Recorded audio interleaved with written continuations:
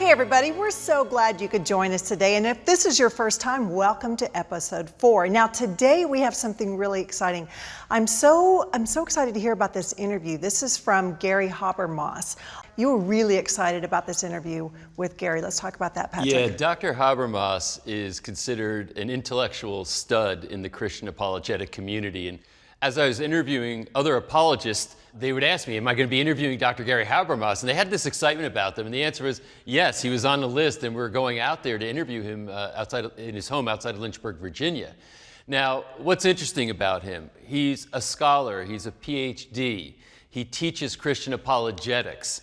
But he's also born in Detroit and has that Detroit street attitude. He's got that edge to him, kind of that hockey player edge. So here you have a guy who's an extraordinary intellectual who also knows how to brawl, and that's a perfect combination to be a defender of the Christian faith. So we went down into his study or into his office at his home and had a heck of an interview. It's really a thrill ride, so I'm really excited for you to watch that. So you might want to break out some popcorn, lean in, and enjoy this interview with Dr. Gary Habermas.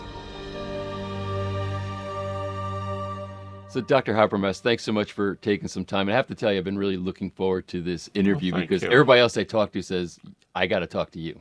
Really? Yeah. So you never know what those reasons are for. Well, let me put it this way. They all said it with a twinkle in their eye, so I think we're about to find out. All right. Can you maybe just start with a brief bio sketch of your background? Well, I'm from Detroit, although I've lived in Virginia now for over 30 years.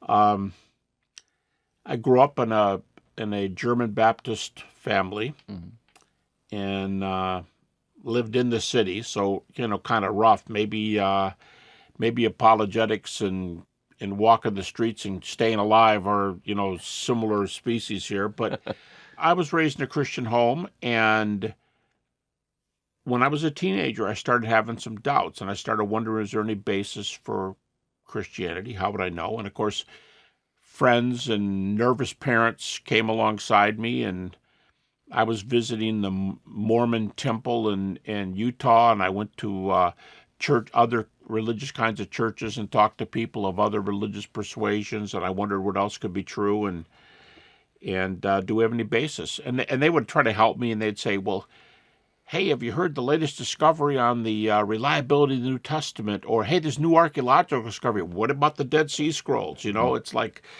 and they wanted creation. Well, you got some good scientific evidence for creation. And I studied these things enough to go, yeah, that's okay, but I wouldn't want creation to be true and Christianity not. So how do I know Christianity is true? And one day, it occurred to me while doing some reading, because I was getting a very bad habit in those days of not doing my schoolwork, staying up late at night, reading some pretty sophisticated stuff to answer my own questions, getting to bed late. And to this day, I do the same thing. But one day I was reading, and this text said, if Jesus has been raised from the dead, you can pretty much hang the Christian hat on the truth of the resurrection, because it's the, as I like to say, yellow brick road. I mean, stay on that road and you end up at the Emerald City of Oz. So the gospel's the gospel for a reason. It's the center of Christianity. I thought, wow, I have no idea if the resurrection happened or not. But if it did, I could see the reasoning here, because why would God raise somebody who was a heretic? The resurrection is afterlife, so we are pointing to the Emerald City. I mean, we are talking about where do we go from here, and wow, this is cool. So in my teen years, I started studying the resurrection. And when people will say to me in interviews, well, did you do this to help your students, or to do this, or to do that? And I'll say, no, I was really selfish. I did it for me because I had some really heavy questions, and I actually got to a place in my late teen years where I thought, I just have to give up. You can believe the resurrection by faith, but you can't say it's true. And I had an issue at that time that I couldn't get past, but it's because I only found out years later, it's because I was reading some really good books on the resurrection that were written around 1908, 1910, and science has changed since then. And when I couldn't get over this bump, now you can get over the bump pretty easily. But at the time, I just had to walk away from it and said, yeah, I better just get on with my life and don't know if it's true or not. I came back to it later, did my dissertation at Michigan State University on the resurrection. They let me do it. So we'll talk about that. So when you propose, this is your PhD resurrection. Yep. You're at Michigan State. Yep. So you proposed that you want to do this on the resurrection. How, Yeah. how did the faculty respond to Well, that? one of the guys said to me, he says, we're kind of liberals here, but we'd like to think of ourselves as good liberals. What we mean by good liberals is we don't have to agree with you. Right. If you don't agree with the way we say it, that's fine. Just be able to say something with data.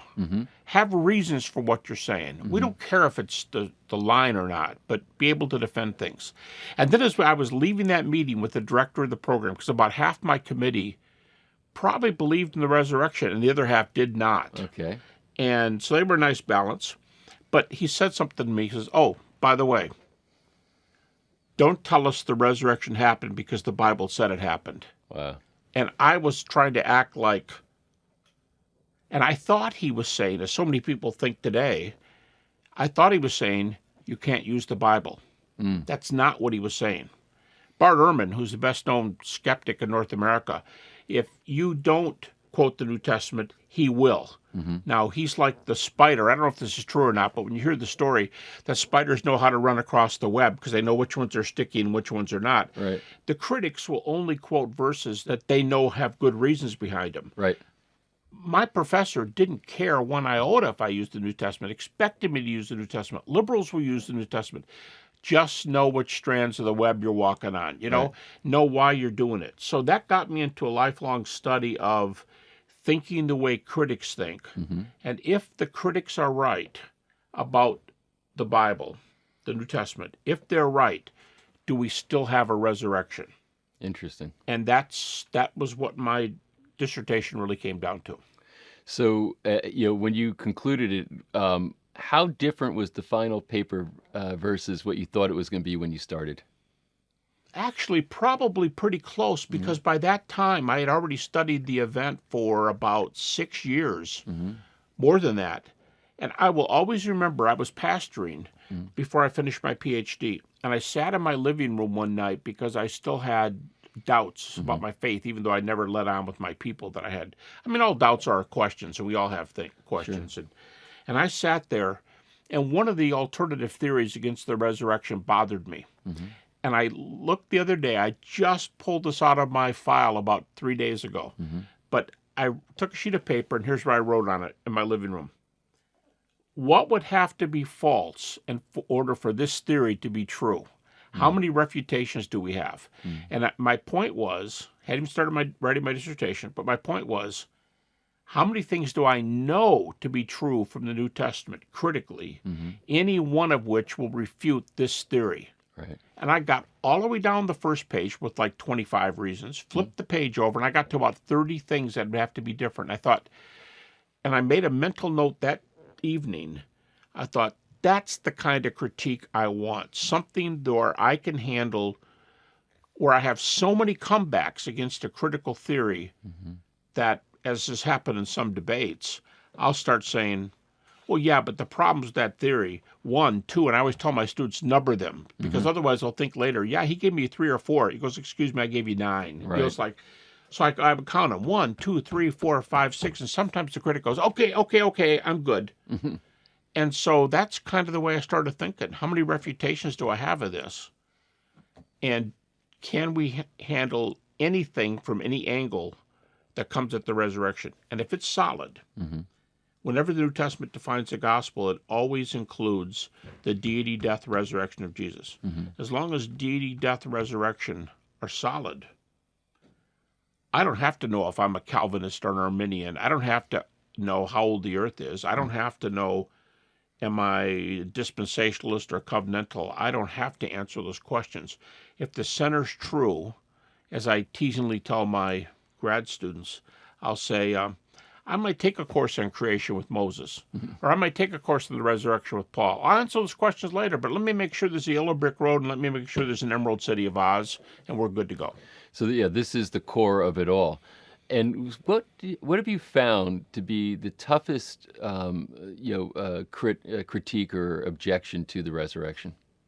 Someone's going to say I'm cocky, but I don't think there's any great comebacks. The one that probably cost me the most time, the response today goes something like this. According to my count, my head count, less than 25% of critics actually opt for naturalistic theories anymore. Naturalistic theory is, no, Jesus wasn't raised from the dead. What really happened was fill in the blank. I don't care what you fill in the blank with. Okay, they're kind of gotten away from that in recent years. They go with what I call metacritiques, big ones that question the whole thing. And the one that's caused the most thinking is, yeah, you got some good reasons here. This is thoughtful, and I understand you're using my Bible. You're using the critic's Bible, and I appreciate you thinking like I think. But here's your problem. You're telling me that I have to believe in a whole nother world, and I don't believe in a whole nother world. I don't know how you have evidence for anything outside of this workaday world, this cement and trees and driving my car and go to work and back. That's the only world I know. So when you tell me, oh, yeah, no, I want to talk to you about the world of angels and miracles and where a son of God came to earth, I'm going, you've got some good data here, but something else must be true because I never see a world like that. That kind of comeback. And so that's a second cognate area I've started moving into. A lot of my friends will get around the objection by saying, well, have you ever heard this argument for God's existence? Because if there's an argument for God and his world is the real world and this is a creation, well, then if there's another world, I have to be able to respond on another level. Or the one that I've chosen to work with the most is near-death experiences and afterlife. Because if there's an afterlife, then you can't criticize my effort to talk about the afterlife in the form of Jesus' resurrection. Afterlife, unless you can refute this NDE stuff, which is highly evidential, then don't criticize me on resurrection because I've already shown you that the door is open. Let's talk about NDE. So what have you been discovering relative to near-death experiences? Well, I just getting ready to publish an article where I catalog 300 evidential NDE cases. And by evidential, you mean that they're documented, corroborated? They're documented, but the person who's having the NDE sees something outside the emergency room, outside the operation room.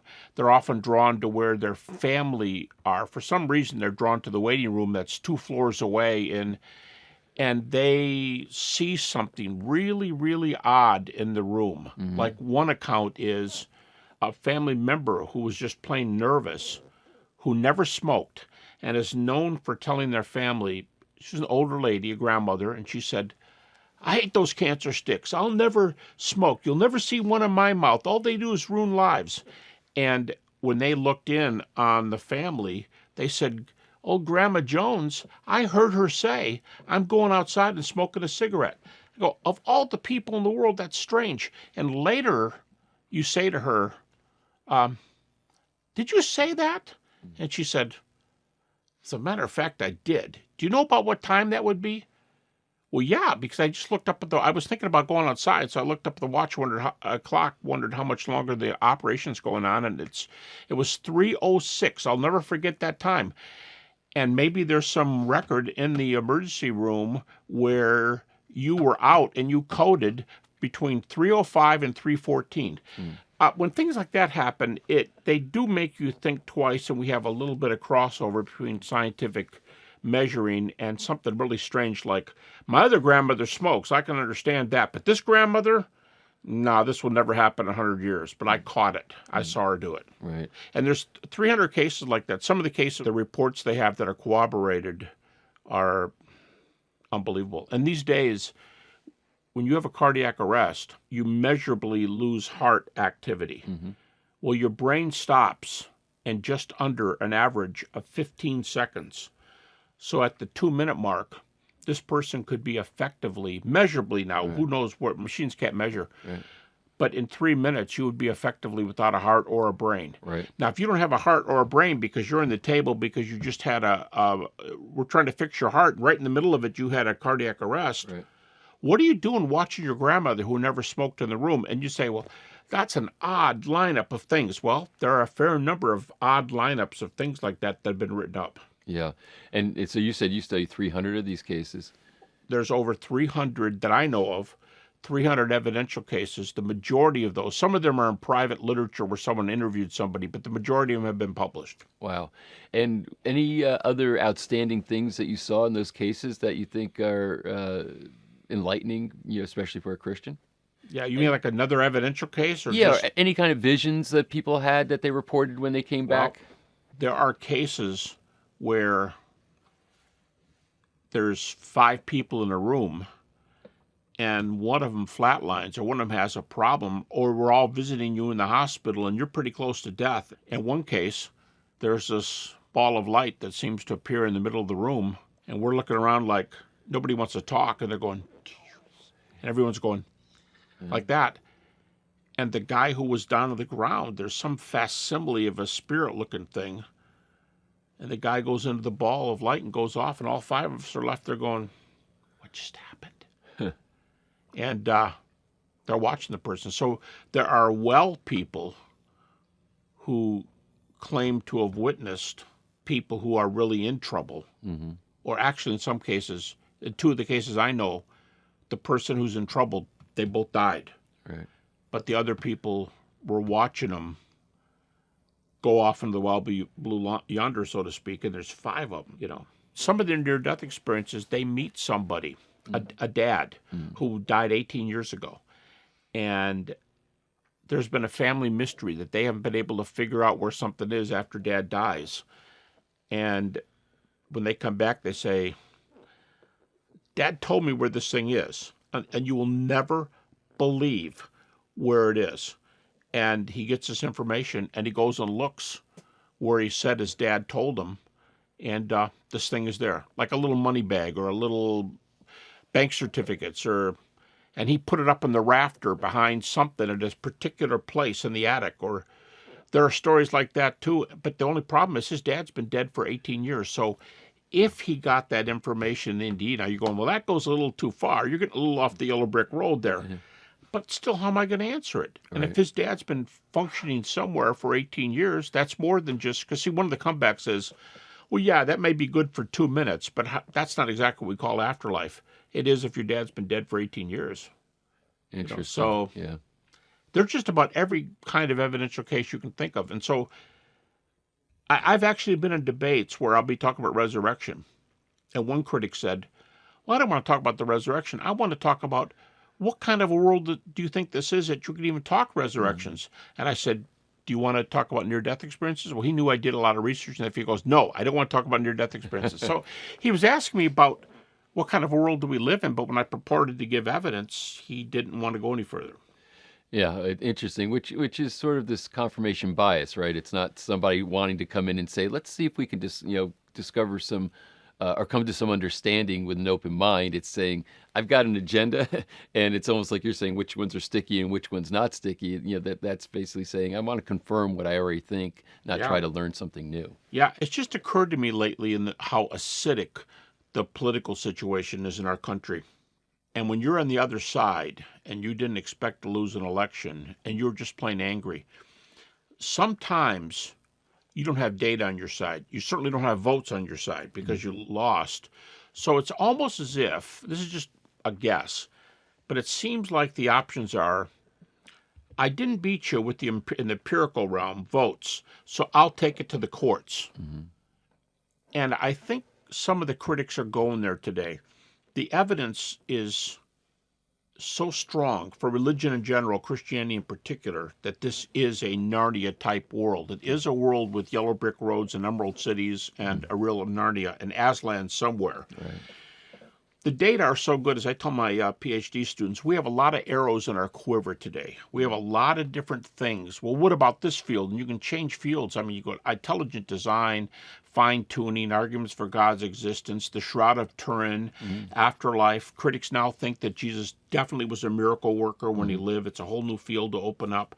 He didn't just rise from the dead. He predicted it ahead of time, which is a great arrow, because if the strangest event in history were predicted ahead of time, that would mean that I'm a player. That would mean that I have the worldview down because I knew it was going to happen. So I had, if you want to say it the way the New Testament says it, this I've received of my Father. The Lord has permission because he knows the one who created everything. It's like, wow, this is heavy. Where do you line this reliability of Scripture? We have so many arrows to draw from. I got a feeling that sometimes the other side, like in politics, is saying like, yeah, I don't think I want to debate this, but I will meet you in court because you're not being politically correct. You can no longer witness. You can no longer, and they're going to try to handle it in the courts because I think, this is my view, I think they're not doing so well on the data. Well, this is very interesting because one thing that I've observed is it seems to me that there's a more burdensome standard for evidence for the resurrection than there is for other historical things. Do you find that to be true? Sure. Yeah. Because they don't believe in Narnia. They don't believe in the Yellow Brick Road. I mean, if you don't think there's a Middle Earth or a Narnia or a Yellow Brick Road, it is kind of strange. No matter what the evidence is, you're going to say, well, yeah, well, hallucinations. And you go, I'm sorry, we have really good early evidence for group appearances, which we do, and people don't see hallucinations in groups. Well, people don't see resurrected people either. So something's got to give here. Yeah, but you have a lousy theory. Yeah, well, you believe something crazy supernatural. So if you start asking questions about what world it is, you have to bring other data in here to show that there's an Aslan somewhere. And once you connect that, if there is a Narnia, and someday we're there for eternity, then there's a lot of stock in whether the resurrection happened or not. Yeah. And now you can't say, well, you want me to believe in a crazy world, so I'm going to think that it's something like hallucinations. I'm going to go there. Well, you don't have that option if I know that other world is there. Right. If that's my backup, just refute me on my data for the data's sake. And as a critic recently said, an agnostic scholar, he said, group appearances are really rough on hallucinations. But you go, well, yeah, I don't believe in that world anyway. But now you do, unless you can refute this other data. Now, what do you do with hallucinations? And one of the leading scholars, skeptics, who used to take hallucinations, he just recently has come out and said, I'm not going to take theories anymore. Wow. I think he sees windows and doors closing on him. Yeah, and it's interesting because I'm finding a lot of times as I've been looking at this and having these conversations that there's a lot of contradiction in the skeptics where they'll critique the evidence you present, as far as the history and the rules of evidence they'll apply to the history of Jesus and the details of what the accounts are, but then they accept it around other historical characters where there's, they say, oh, this is a validated historical, fact, based on evidence. But when you present as compelling or as detailed evidence, from the point of Christ. Excellent. So do you see that? So it's so all the time. It's two standards. Yeah, two standards. Yeah, it's mine, and when we get too close to yours, that's right. The two standards. This is an actual situation. I was debating a very well-known atheist. And he had just stood up and said, we got to the dialogue part, so we were talking to each other. And he just said, I'm sorry, the Gospels are not good sources. They're too long after the events. They happen too late. And I'm sitting there going, really? They're too long after the events?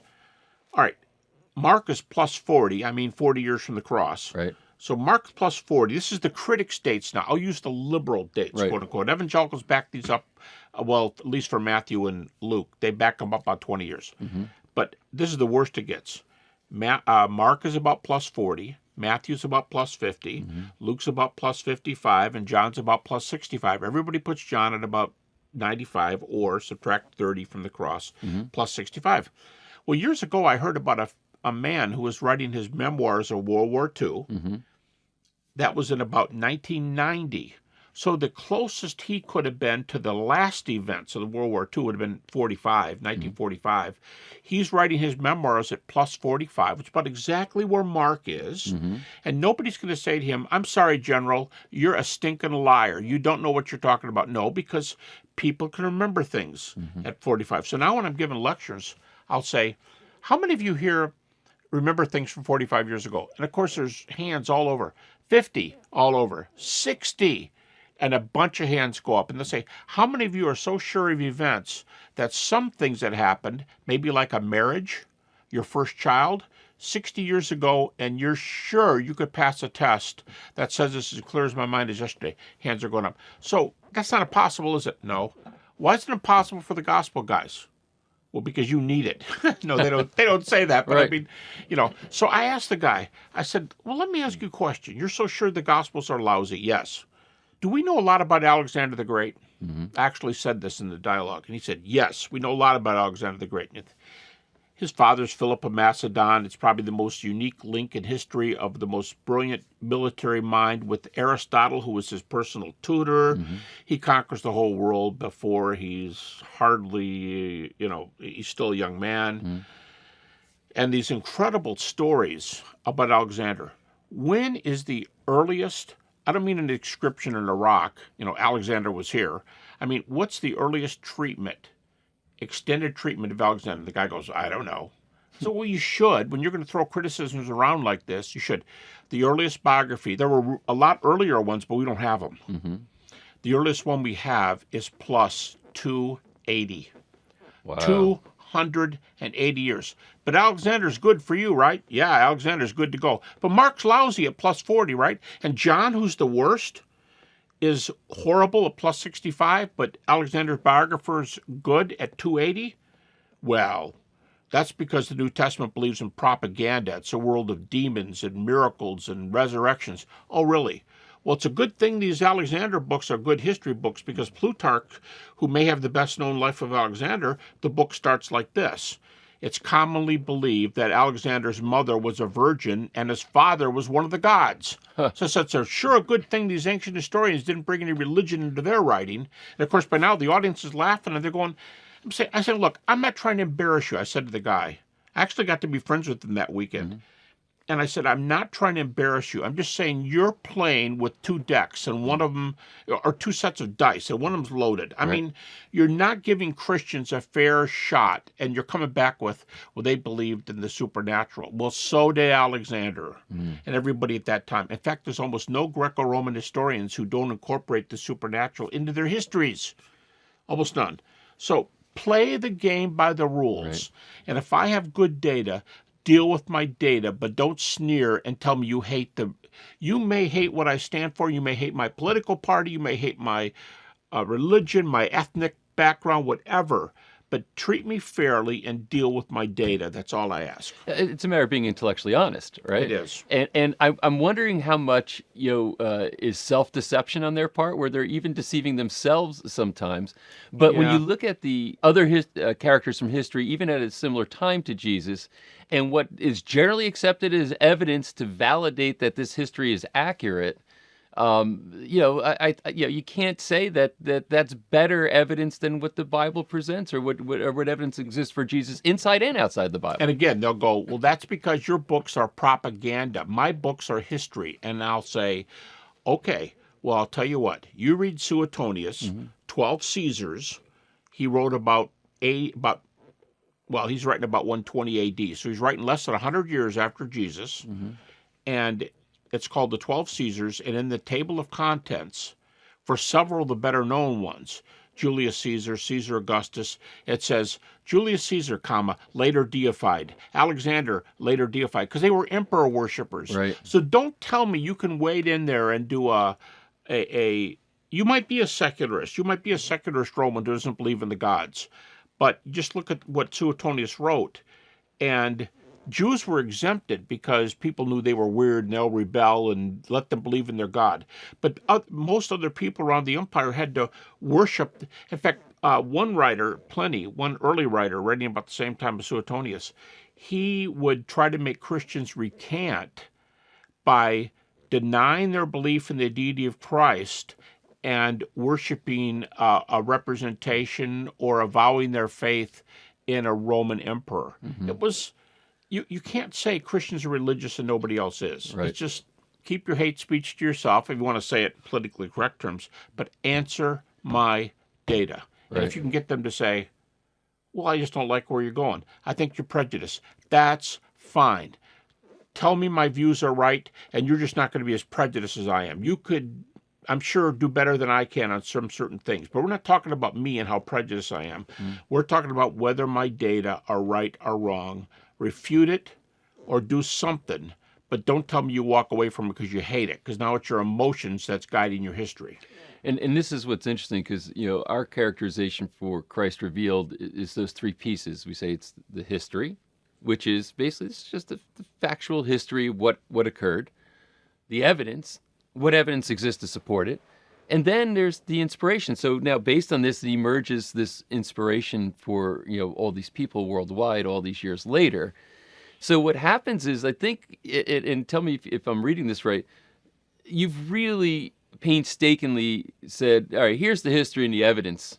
Now, you can decide if you want to have the inspiration that goes with it or not, but it's really hard to invalidate the history and the evidence. Yeah, and theoretically, you could step in there and you could say, yeah, you're really off on this and that, and the Roman emperors didn't really do this, and this is really what happened at the history of that time. And I'm not going to follow you in your politics, or I'm not going to follow you in your faith stuff.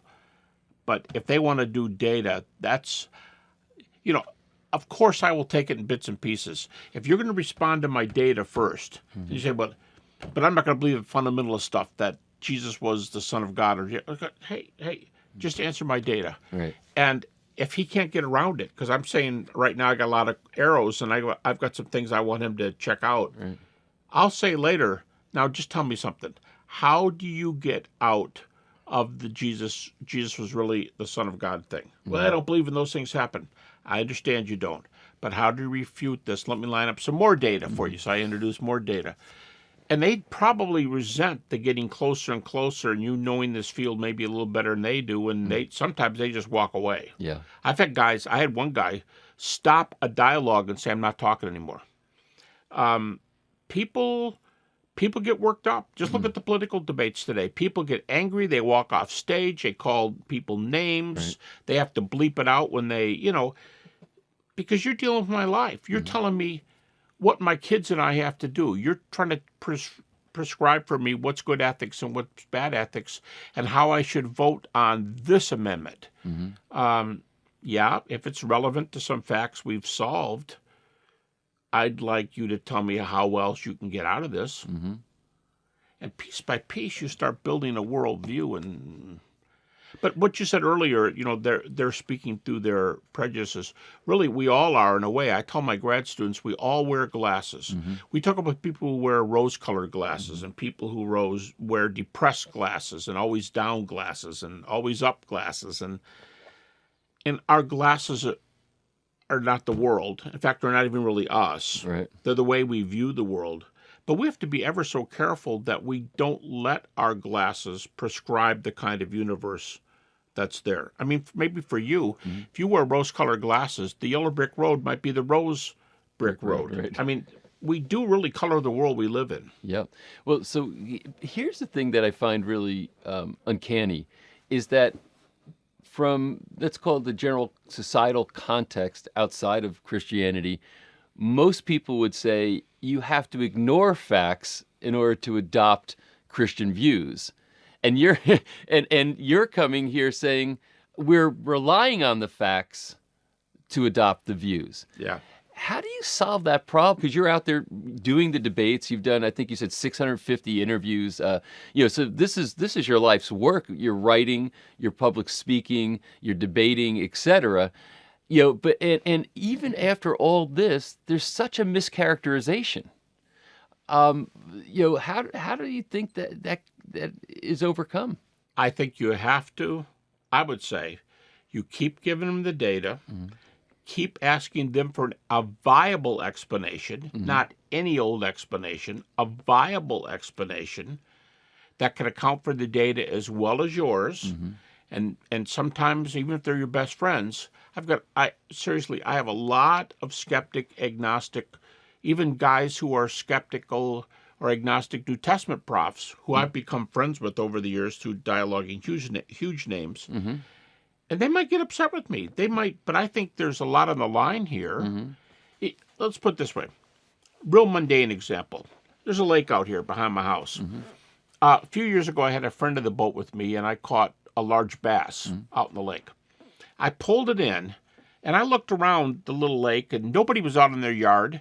But darn it, if I'm going to catch a bass like that, I held it up and I went, "Whoa!" Nobody heard me except the guy in the boat with me. If I'm going to tell you about the bass I caught, my first child being born, now we're getting a little higher, Right. the new job I just got, how I got a publication, and you're one of my best friends, so I'm going to say, hey, what about those Packers winning the Super Bowl last? We talk about those things. Right. All right, now if it's about your faith, or if I can help you because you're going through an issue with the high school child, and I was already been there and done that because my child's a little older than yours, we share those things. Right. If it's as mundane as a bass, as important as, let me just give you a point or two that I found out about my son. I'm going to tell you because we're friends and I care about you. I'm not trying to be cocky, but if I have good arguments for what I believe, and you're not doing a very good job refuting them, to be frank. If I talk about the bass, should I tell you about reality? If I tell you about my first child being born, should I tell you some new evidence I found out for Jesus? If we're good friends and we're fishing, I don't play golf, but I mean, if you're doing that kind of stuff, and it's just any old thing, why wouldn't I throw out there, I care about you, so I'm thinking this is something about, we've talked about religion before. I just discovered something you might want to hear. Did you hear that story in the radio? Did you hear they just discovered XYZ? That's normal conversation. If I'm in the driver's seat and I have the data, I feel pretty comfortable. And if you're the guy getting beat on because you're not read up on it, yeah, it's not comfortable. But if I know you care about me and our families are close and the child, the bass, that's life, I'll let you go a lot further. I trust you enough to know that you're not trying to dog me. And so I think a lot of this, two things go together: good data and friendship. Good data and caring about the person. I'm not trying to take your scalp in a quick lunch and then go, hey, nice meeting you. We'll probably never see each other again. And I can go one more as I walk away. No, but if we're fishing buddies, we're golf buddies, I think friends can push and tease and... Or even collegial discussions, with other people who are, Unbelievers. leading an intellectual life in whatever realm they're doing it, and have a collegial conversation. It should be stimulating. But you have to be fair, too, and Christians can be as unfair as anybody else. But I think about Richard Dawkins today, who says, now, what would you rather have? Do you want the sciences, or do you want it all on faith? All on faith. That's what the Christians say. Either he's really silly and hasn't studied it, or he wants a bad caricature. And then he starts this thing about where he calls atheists the brights. The brights in society. They're the bright lights. And religion is, horrible and leads us to war and everything else. On that, this is the question that I had, is that I'm wondering if a part of the challenge or the problem is that, because listening to your approach on all this, it seems faith is a mischaracterization of what you're bringing to the table. Yeah. Right? So, Yeah. And that in and of itself, I think starts to, misbrand Christianity. It does. And so, because the words are important, because basically say, okay, this is my faith. But yes, I understand, but there's a maybe a generic definition of faith, and maybe That's good. That's good. What you mean. So because I mean belief system. Yes, and to me that means that's facts. Yes. And you think I'm saying I take it a faith. An illustration I often use is coming to Christ has a lot similar to marriage. You might date somebody for years. You might know somebody, better than anybody else in the universe, even their parents. You don't say I do, you're not married. I'm sorry, I mean, it's just the way the rules are. You don't say I do, you're not married. You can be best friends. Right. You could know them better than anybody in the universe. You can want to spend more time with them than anybody else. You don't say I do, you're not married.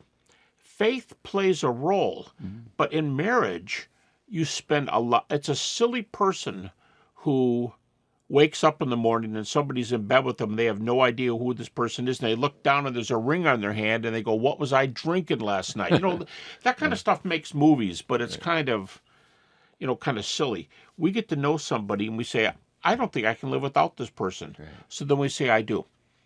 The faith commitment, and that's what it is, for better or worse, rich or poor, till death do we part. That's the icing on the, we've been hanging around for 2 years and I love you with all my heart and I want to be with you, so I'm going to make a commitment to you. There's a difference between a groundless commitment and a grounded commitment. It's not the person whose ring is this that I find the next morning, oh no, I'm tied down. That's not Christian faith. But the skeptics are using the term faith in an abusive manner. Good point. And I think that's interesting because, you know, I would listen to what you say, other apologists that, you know, I've been having these conversations with, and the construct of faith is, I think, incompatible with how they're approaching their faith in Christianity. And, you know, so even the average Christian. Yeah, even the average Christian. So it's been very interesting because, you know, there's zero doubt in my mind, you know, at this point, and we're heading to Israel pretty soon to go even deeper. But there's, you know, very little doubt in my mind that the for lack of a better term, brand known as Christianity is completely misunderstood from the outside world. And I think and some things are coming clear to me as I'm hearing the types of evidence that you're presenting and what your experiences are interacting with these people.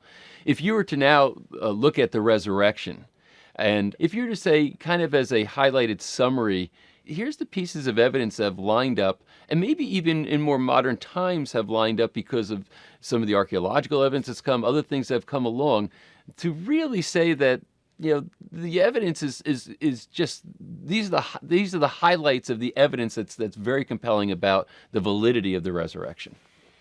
I'll tell you what. Let me do it in terms of making a quick comment about a methodology I use, how I marshal these things, and what I use. When I did my dissertation, back to my lead professor, who made the comment, "We're not saying you can't use the New Testament. Just don't say it's true because the New Testament is true. But build a case by using accredited passages from any material. Use accredited passages." Okay, so what I did was, in that dissertation, I went back and I said, there's a certain number of facts, and I think I started with about a dozen of them. There's facts that virtually every person who is, now you got to be a specialist. You can't be somebody who says, well, yeah, I'm interested in religion. I blog once a month for my friends, and I have a PhD. What's your PhD in? It's in electrical engineering. Well, I mean, that's fine, but I'll tell you what, I'll make you a deal with you. I won't talk about electrical engineering if you don't try to tell me what the New Testament means, because you have to work in our own fields. And so I would say, let's just use the specialists. I don't care what you believe. I don't care if you're an atheist New Testament professor. Don't care if you're an agnostic classical you study Greco-Roman civilization. I don't care. Just know the data, and I'm going to use a list of facts. So I started with a dozen, then I cut them down to a half dozen, and I kept asking, how low can you go? You know, how much data do we have for this or that? And I came up with this argument that I call the minimal facts, or sometimes I call it the lowest common denominator argument. And I'll say, if I had 100 facts in the New Testament, I get the resurrection easily if you'll give me those 100 facts. If you give me a semi-skeptical New Testament, it's a decent source, but it's not inspired. Don't talk supernatural with me. What's the chances of getting to the resurrection? With 50 facts instead of 100? You might be able to get around it. But what if I start with a list of a dozen? And you go, oh, no, I'll give you more than that. No, that's okay. I only you have. And you tell your skeptical friend, you have way too much faith. I only need a dozen. And then I'll say, hey, I don't need a dozen. I'll use a half dozen. And I'll say, what do you think about these? And you go, I'll give you all half dozen, because I only picked the ones that are best accredited. And the minimal facts argument says if I only use the data which are allowed by the vast majority of critical scholars, and they're allowed because each one you pull out, the facts come in like this, so I could get 10 different perspectives, 5 different perspectives, whatever, on why that fact is true. Now, you allow it, right? Why do you allow it? Well, I don't know. I've looked it over, and the data look pretty good for this. Okay. Now, if I assemble 6 of those, what if the resurrection looks like the best option using your Bible? So you go, oh, you mean like Jefferson's famous scissors and paste Bible, you know, that famous picture of the Bible where the acid was poured on it. There's a lot of holes, and when you open it up, not every verse is there. Yeah, that Bible. You're going to give me how many facts again? I'll give you a dozen. Yeah, well, I just need a half dozen of them. And I like to play this how low can you go thing. Right. And Mike Lacona and guys and I who do this, we'll get down to 3 or 4. And I'll say, I'll use your data. And using only your data, because they're so well attested, you know, you're an agnostic, so there's got to be a reason you allow these facts. I can still show that the resurrection of Jesus is the best explanation for the data we have. Now, if your comeback is, which is common today, if your comeback is, yeah, but I don't know that world in which the resurrection occurs, then I might have to go, time out.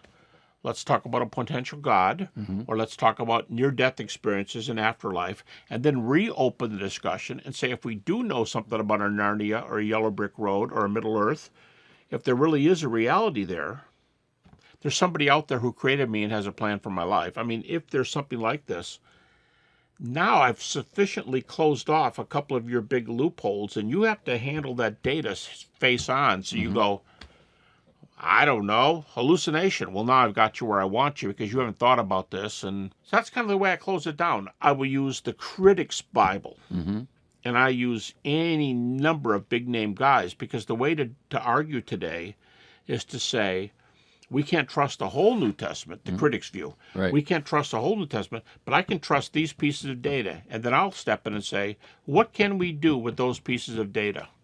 And I'll weave a case and I'll say, bingo, we got resurrection. Yep.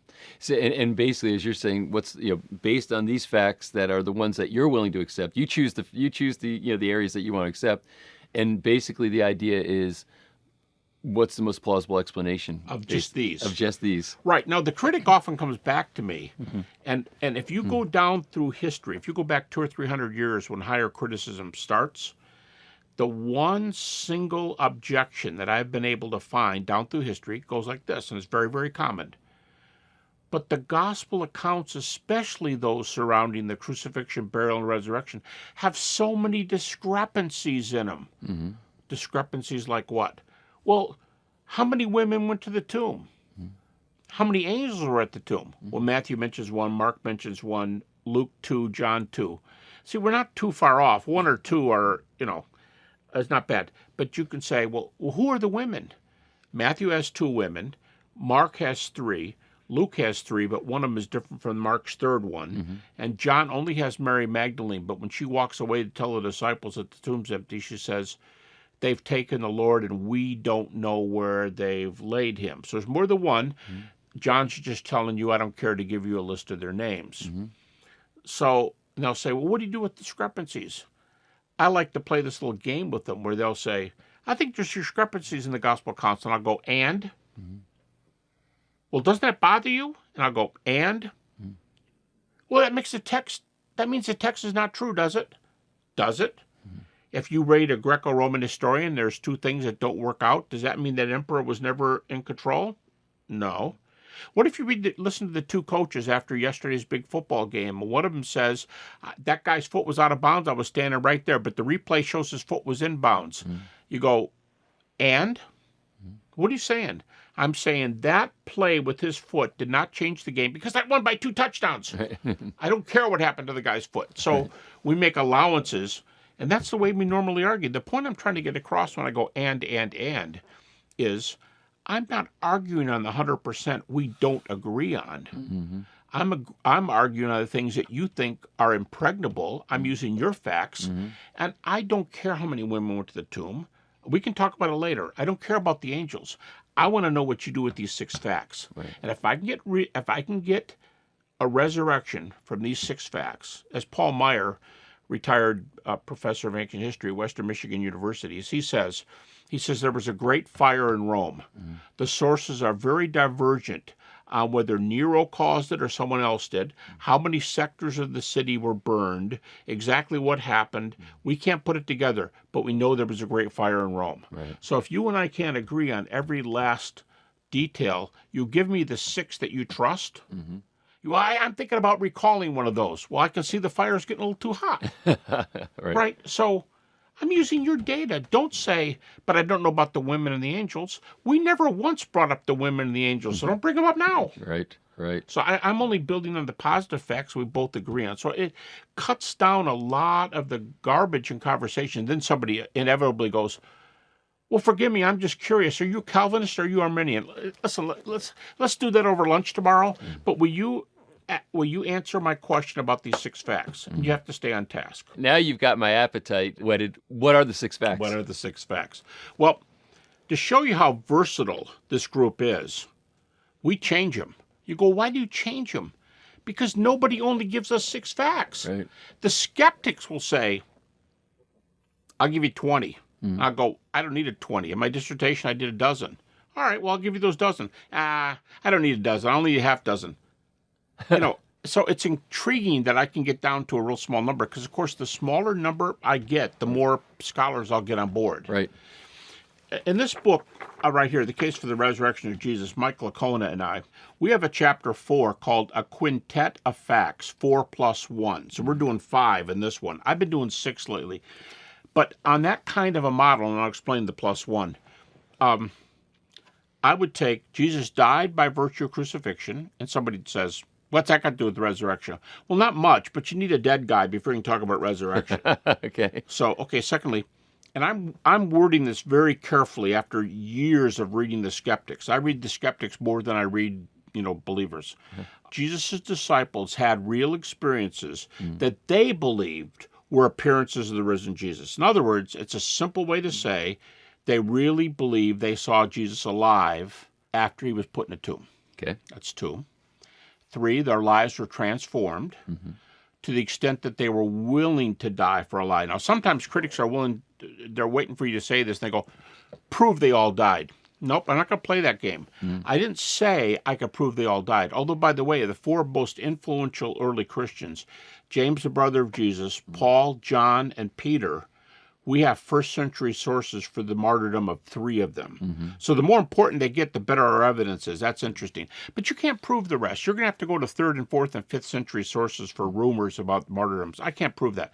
But I can show that they were so transformed that they put themselves in position where they were willing to die. You go, how do you know? Because they went to towns, they were told to leave, and they didn't, and they kept preaching, and they were stoned. Things happened to people. James, the son of Zebedee now, he's killed. Herod kills him. Stephen is stoned. Now, he's not an apostle, but Stephen was stoned. So they were willing to die. Fourthly, this fact of the resurrection was taught very, very early. Critics think we can get all the way back. Critical scholars, agnostics, unbelieving scholars, atheists like Michael Goulder passed away, I think, not terribly long ago, but Michael Goulder, an atheist New Testament scholar, says the report of the resurrection can be traced back to no more than about 2 years after the cross.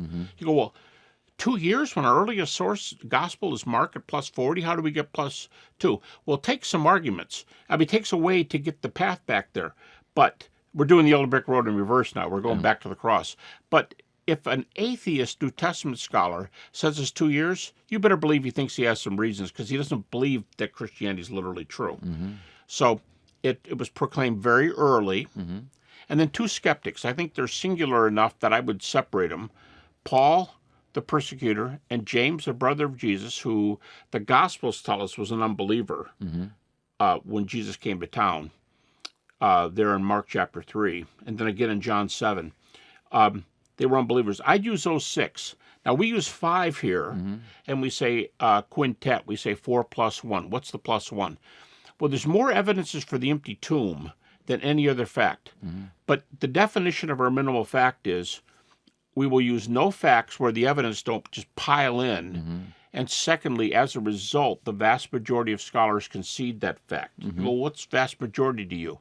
Well, I'm the guy that did the head count. When people say, how do you know the vast majority? I'll say, I counted. Did you? Because I went back and went from my dissertation to present, and I've got 1,200 pages of sources on where scholars are today.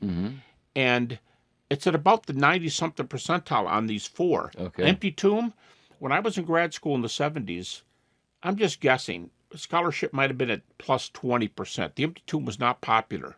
Today, it's about 75%. So it's come a long way, but it's not up in the 90-something realm. So we call the plus one is the more important thing. The evidence for the empty tomb is so good, but all scholars haven't conceded it yet, but we're getting the number. The number's going up. All right, how many evidences for the empty tomb? I said, I won't use any fact that doesn't have all these facts coming in on it.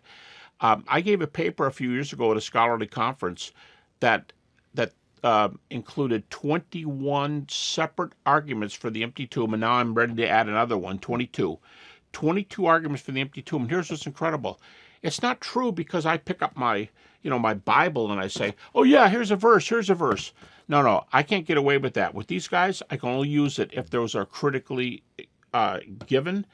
All 22 are critically ascertained. If I have 22 evidences for something, that's way better than almost anything in the ancient world. So we stick it on there as a 4+1. It deserves to be on the list by the evidence, which is by far the most important. There's a little lag time on how many people believe in it. So those are the ones I would use. I would say those six. I would say 6+1. The crucifixion. They had experiences they thought were the risen Jesus. Their lives were transformed to the point that they were willing to die. It was proclaimed very early, 1 to 2 years later. James and Paul, two skeptics, and the +1 is the empty tomb. So when you put those together, the conclusion is, what's more plausible than Jesus was resurrected? And they're going to probably come back and say, what's more plausible, planet Earth or Narnia? And I'd say, I'm glad you said that. Let's talk about Narnia. Let's talk about near-death. A new book just came out on near-death experiences, very scholarly. It's written by the medical community. And the book starts out like this. I don't know if it's an advertisement or what, but this opening of the book is this. According to recent polls, 10 million Americans claim to have had near-death experiences. Now, those definitely aren't evidenced. Some of them could be lying. Some of them could have dreamt. Some of them could have been on drugs. Okay. But 10 million are a lot of experiences. And if you said to me, okay, funny man, how do you know there's a Narnia? How do you know there's a Middle Earth? How do we know there's a yellow brick road and an Emerald City? I'll say, you know what? If 10 million Americans alone claim to have been in this other world, you can't just blow it off and say you're all crazy. I'm saying, why don't you believe there's another world? Because I've never seen it. Okay, what else? None of my friends have ever seen it. Okay, that's good. But maybe you don't know any of these 10 million people. What if one of your friends had an NDE? It's not that uncommon. There's a lady in my church who had a near-death experience while she was delivering one of her children. And she didn't go to another world. She didn't meet Aslan. She stayed up by the ceiling, no evidence. She just said, I watched them working on me. And yeah, I saw a couple things in the room, and maybe something funny. I'm just making this up, but maybe one of the nurses who came in had a blue nurse's uniform on, everybody else had a white one. Just something a little bit odd. But she said, I was up by the ceiling, and I said, didn't it make an impression on you? And she said, it made a huge impression on me. And I said, why? And she said, because I know when something happens for me for real and I die, there you go. I'm not afraid. You're not afraid to die? Not at all. Why not? Been there. Been where?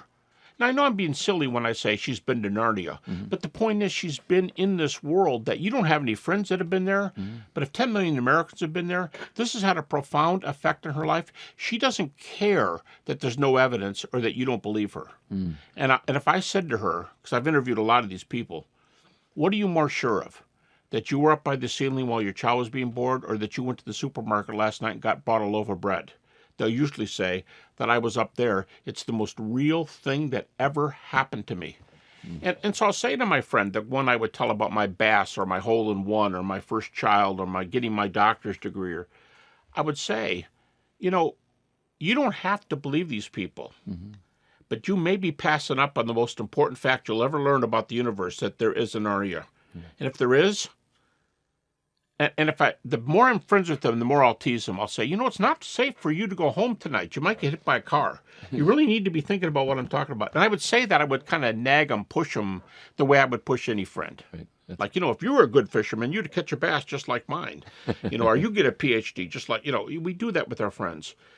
Friends don't let friends drive drunk, right? And friends don't let friends not know about a reality that you found something else about. These are the things in life we pass on normally. You've written a lot of books. Some of them, or maybe many of them, are directed toward doubt. When people, why they have doubt, the problem of evil, etc. What are your views on all that? Well, I start with remember I've mentioned I didn't get into the resurrection to be a good guy or to help people. I got into the resurrection because I was having issues. Right. I came to this whole topic from doubt. I've done 3 books on doubt, Dealing with Doubt, The Thomas Factor, Using Your Doubts to Grow Closer to God, and Why Is God Ignoring Me? Interestingly enough, the cover on the book, Why Is God Ignoring Me, is a guy who's walking down the middle of a highway with an empty gas can. And that's so expressive, because we do feel like we're on empty sometimes, and we've done everything. And how come he answered my friend's prayer? How come she got the near-death experience while she's having the child, and I got a child who's got issues, It's a bigger part of the problem of evil. And philosophers like to say, evil has some really objective components to it. Bad things happen to good people. But for the most part, evil has a lot to do with what color our glasses are. A lot to do. A lot to do. Contemporary psychology, which I'm no psychologist, but I've taught a little in this area, and contemporary psychology, probably the most common rubric for handling psychological problems, is a method that says the worst things that happen to you, there are exceptions, but for most of us, the worst things that happen to us, by worst I mean what causes most of your pain, is not what happens to you. It's not your car accident last week. It's not when you flunked out of a class at age 17 and always thought you were dumb ever since. It's not what happens to you. It's how you download what happens to you. And we all know stories. Anyone who's been near sports or academia, we know the guy who everybody says you're a loser, you can't think, you're stupid, and the guy could have a really high IQ.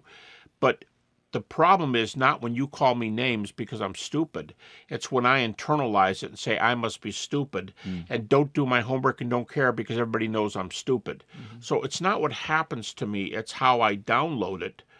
And I deal with people who doubt all the time.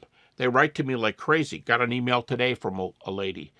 And they'll say, what do I do with these things? And I'll say, look, there's different kinds of doubt. But the most common kind of doubt is not factual doubt. People think it is, especially men, think it's, give me 22 evidences for the resurrection, I'll believe. If you're not inclined to believe, if you don't want to, you won't. What you're asking me is, can you what if it? And if you can what if it, which you can what if anything, I could give you 22 evidences and you could say, what if there's no God? What if we got this wrong and there's something that fell between the cracks and we're just not smart enough to know what it is? And then I'll say, well, let me ask you a question. Do you what if a lot? I would what if almost everything. Okay, second question. Does your doubt hurt? So my doubt's very painful. Why? Well, because, and here's the answer I get a lot. Because it's very personal. If there's a yellow brick road, to use your language, and if there's a Narnia, I want to be there. I want to be on the bus. I want to get there. But what if there isn't? What if I can't be sure? Or what if my family goes there, but I'm missing the bus? These are painful thoughts. Okay, it's painful. Then your doubt, almost for sure, is emotional. No, I'm asking, how do I know the resurrection is true? That's right. You're asking the same questions the factual doubter is asking, how do I know the resurrection is, but you're trumping it when you're done with a little what if icing on your cake. You're getting the cake, and then you're slapping some icing on that nullifies the whole cake. And when you tell me it hurts, that's because this is the most valuable thing to you in the world, or close to it. And someone's told you you'll never have it. Or you might wonder, what if I never have it? And that hurts. So what if I'm the guy with the gas can in the middle of the road, with the feeling is, why is God ignoring me? What's the alternative view for that person? Well, let me. If you went to a counselor and you wanted to pay $100, $150 an hour, I don't know how much they charge, but here's an issue. What if your gas can is not totally empty? What if it's half full? And what if in the last month, if you would take the time to take a 3x5 card and jot down some things where God's answered your prayer, just happened to me the other day, jot down a few things that you asked for, and especially if it's a real special kind of prayer request that would be really cool for you, but it's not likely that this happened by accident. And you just jotted it down. Because like children, we are prone, if I ask God 10 things and 9 of them take place over 6 months, why do we forget the 9 he did and ask him why he never answered that one prayer for us? We do that all the time. Kids do it all the time. When we say, oh, kids are so ungrateful. Adults are ungrateful. And what if you think your gas can is empty, but it's not? Now, what I mean by that is this. We all have glasses. If my glasses are called cynicism, and I always look at God askance because when I was little, I went through a really, really scary situation, and I've always held it against God that he didn't pull me out of it and put me up on a rock like the psalmist says. That didn't happen to me. Well, someone could point out to you, there's some other guys who were in that situation. They got hurt a lot worse than you. Something was answered on your part. See, you'd forget all that. You say, I just know God didn't pull me out of it. And you walk around with this pain all your life. And you say, God let you down. Now, here's where it really hurts. My glasses are called cynicism. I look at the world with cynical glasses. Let's say God didn't let me down. I tell myself God lets me down. Here's the key. For me, God let me down. But God didn't. For me, God let me down. Because I see everything through these glasses. I can't see anything without looking through cynicism. So if I say, you let my dad die when my youngest was 9 years old when my wife died of stomach cancer. How come I didn't grow up with a mom? How come, why did God let that happen to me? Well, I don't know. When you get to heaven, God might need a whole sentence to answer that question for you. But there is an answer. Don't think that you're going to trump God with your knowledge all of a sudden. But if you say to you, God let me down, God let me down, God let me down, today you will believe God's untrustworthy, doesn't answer my prayers. But it's not the empty gas can. It's the cynicism from which you view the whole world. And everybody who knows you says, you've always had an axe to grind with God ever since your mom died. Well, wouldn't you be like that if? Well, see, you just proved my point. In your mind, God's guilty. But what if God's not guilty? Now, by that I mean, God's the only person in the universe who can't go against his own attributes. I can lie. God can't lie. I can die. God can't die. God can't be other than God. God can't decide to trick you today in some kind of nasty or unethical way. God can't do that. So I'd say most of the time, the way we characterize our issues are the way we characterize the issues. It's what we make of it. No, you're wrong. My mom really died. She did, but that doesn't mean you know the reason or don't know the reason. I tell people, to me, the theme of the book of Job is Job realized by the end of the book that he knew enough about God to trust him in those things he didn't know. When I was growing up, my mother used to have this funny little way. My dad was very strict. He went into special forces, fought in Germany, quit high school when he was 17 years old. Tough guy. He's dying of cancer now. Real tough guy. And my dad would be kind of hard on us sometimes. And he'd even say, boys, I've been hard on you, but for a reason. We go to my mom, and we go, Mom, he wants us to wash the cars on Friday night, and I already had plans with my friends. Can you please talk to Dad? Well, she didn't do it very often, but my mom had this way of going, it's going to be okay. Well, Mom, will you do it? It's going to be okay. Mom, will you talk to it? Have you ever trusted Mom and I didn't come through? All right, Mom, I'll give you another chance. And Friday night comes and I get to go out with my friends. So after a while, we got to trust my mom that she could pull this off. After a while, I start trusting Mom. Why can't God be like that? I think the answer that Job got, Job realized that he knew enough about God to trust some of those things he didn't know. I would say, I know Jesus is a miracle worker, a lot of arrows in my quiver. I know there's a God. I know there's an afterlife. I know that today many, many people are healed. 2 volumes on my shelf over there with thousands of healing cases, 2 more over there with many healing cases by medical doctors. That's the world I live in. It's a world where Jesus predicted his resurrection. Then he rose from the dead. That's what I know about the world.